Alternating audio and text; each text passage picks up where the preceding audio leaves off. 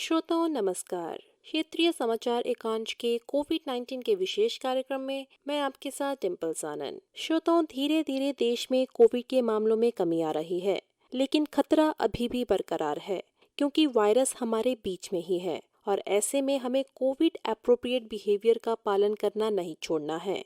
सुरक्षा के 3 सरल उपायों का पालन अवश्य करें।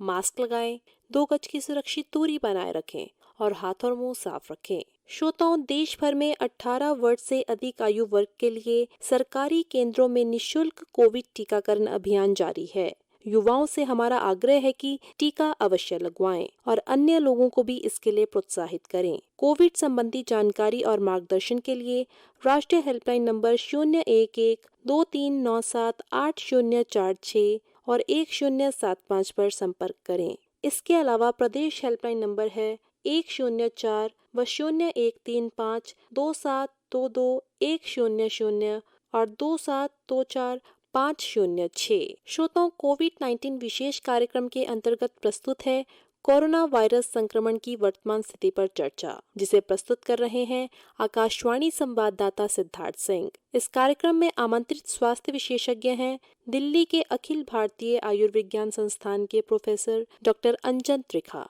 डॉक्टर अंजन नमस्कार, कार्यक्रम में आपका स्वागत है। नमस्कार डॉक्टर त्रिखा, अगर हम कोविड के आंकड़ों को देखें तो जहां एक ओर देश के ज्यादातर हिस्सों में स्थिति नियंत्रण में है, तो वहीं दूसरी ओर कुछ राज्यों में इसके मामले तेजी से बढ़ रहे हैं।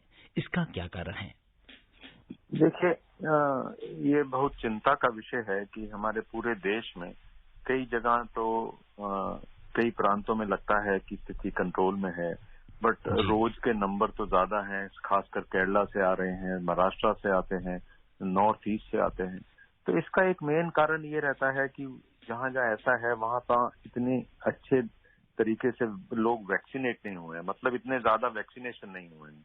और दूसरी बात है कि ऐसी जगहों पे जहां पे लोग किसी भी कारण, बेशक वो किसी समुदाय में कोई फेस्टिवल है, कोई रिलीजन का फेस्टिवल है या शादियां हैं, वहां पे वो इकट्ठा होते हैं और वहां पे ये जो इन्फेक्शन है फैलता है।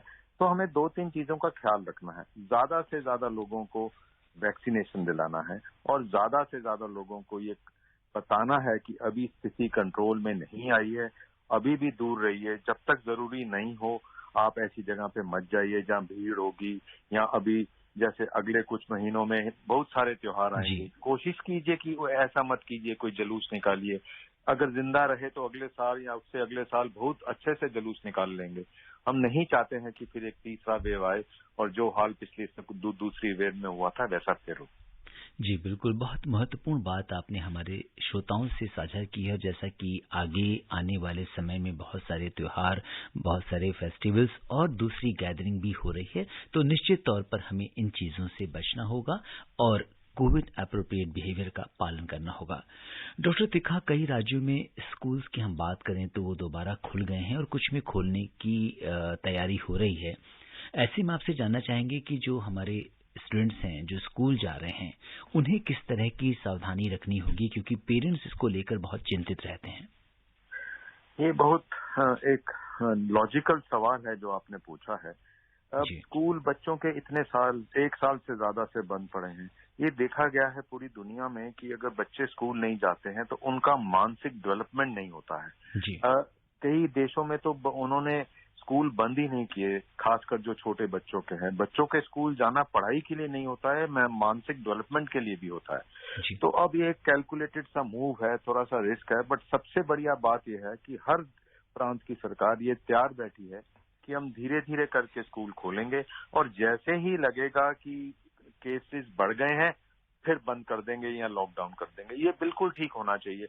एक ऐसा मापदंड होना चाहिए कि अगर इतने % पॉजिटिव हो गए किसी शहर में तो लॉकडाउन ऑटोमेटिक हो जाएगा। किसी को ये किसी से परमिशन लेने की जरूरत नहीं है, किसी पॉलिटिकल पार्टी से परमिशन लेने की जरूरत नहीं है। सब पॉलिटिकल पार्टी सेम पेज पे होनी चाहिए और हैं हमारे देश में काफी हद तक, और सभी चाहते हैं कि ये इन्फेक्शन ना फैले।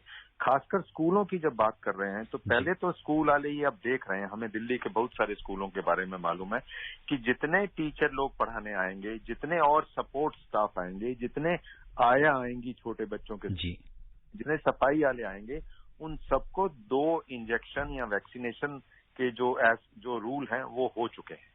जैसे आप अखबार में देखते हैं कि जी आप हमारे मैकडोनल्ड में आ जाइए, हमारे इस रेस्टोरेंट में आ जाइए, वहां पे हमारे सारे जो काम करने वाले वैक्सीनेटेड हैं। वैसा ही स्कूलों में होगा और वैसा ही हो रहा है। तो इस वक्त हमें अपने बच्चों को ये बताना है, एक तो जो स्कूल कह रहे हैं कि सिर्फ आधे ही बच्चे आएंगे, बीच में एक सीट खाली रखी जाएगी, वो बहुत बढ़िया है, और मास्क लगाया जाएगा। तो बच्चों को ये सिखाना पड़ेगा। देखिए, ये जो मास्क है ना, ये 1-2 महीने में उतरने वाला नहीं है हमारी जिंदगी से। ये साल भर रहेगा मास्क, आप पे भी, मेरे पे भी, मेरे बच्चों पे भी। तो बच्चों को भी वो बिहेवियर सिखाना है।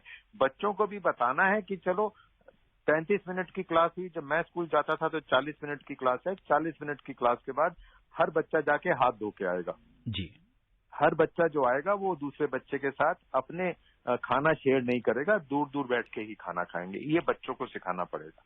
स्कूल तो जाना ही है, स्कूल जाए बिना बच्चों की पढ़ाई नहीं हो सकती। आप किन्हीं से भी पूछिए, बच्चे परेशान हो गए हैं कंप्यूटर के आगे बैठ बैठ के। और हम एक और चीज भूल रहे हैं, ये कंप्यूटर के आगे बैठ के नेट से क्लासेस लेना, कम से कम 20% बच्चे हिंदुस्तान में ऐसे हैं जिन्होंने स्कूल में जाना छोड़ दिया है, क्योंकि उनके पास मोबाइल फोन ही नहीं है, स्मार्टफोन नहीं है, कंप्यूटर नहीं है, वो कैसे पढ़ेंगे। जी डॉक्टर त्रिखा, आपने बड़े जो इम्पोर्टेंट पॉइंट्स से यहाँ पे, चाहे वो टीचर के पर्सपेक्टिव में हो, चाहे वो पेरेंट्स के पर्सपेक्टिव में हो, या फिर स्टूडेंट्स के पर्सपेक्टिव में हो, अगर हम तीनों तरफ से, और जो स्कूल टीचर्स हैं, अगर वो बच्चों को जो दूसरे सब्जेक्ट्स की क्लासेस होते हैं उसके साथ थोड़ा सा कोविड के बारे में भी अगर उन्हें जागरूक करें वहाँ पे, और कहते हैं कि बच्चे बड़े फास्ट लर्नर होते हैं, और अगर उन्हें इस बारे में सही तरीके से ट्रेनिंग और जानकारी दी जाए तो बच्चे उन चीजों को बहुत अच्छे से फॉलो कर सकते हैं। क्या कहेंगे सर?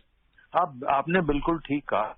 ये पूरी दुनिया में ये फैक्ट है कि अगर एक 4 साल या 6 साल या 7 साल के बच्चे को आप स्विमिंग सिखाना चाहते हैं, तैराकी सिखाना चाहते हैं, और एक 30 साल के आदमी या औरत को तैराकी सिखाना चाहते हैं, स्विमिंग सिखाना चाहते हैं, तो बच्चा जल्दी सीखता है।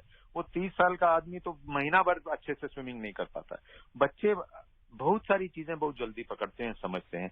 तो उनके करिकुलम में, जैसे कि आज स्कूल खोला है, आज सुबह जैसे हम जब स्कूल जाते थे, आप जब स्कूल जाते थे, आजकल भी ऐसा होता होगा कि स्कूल की असेंबली में प्रेयर होती है।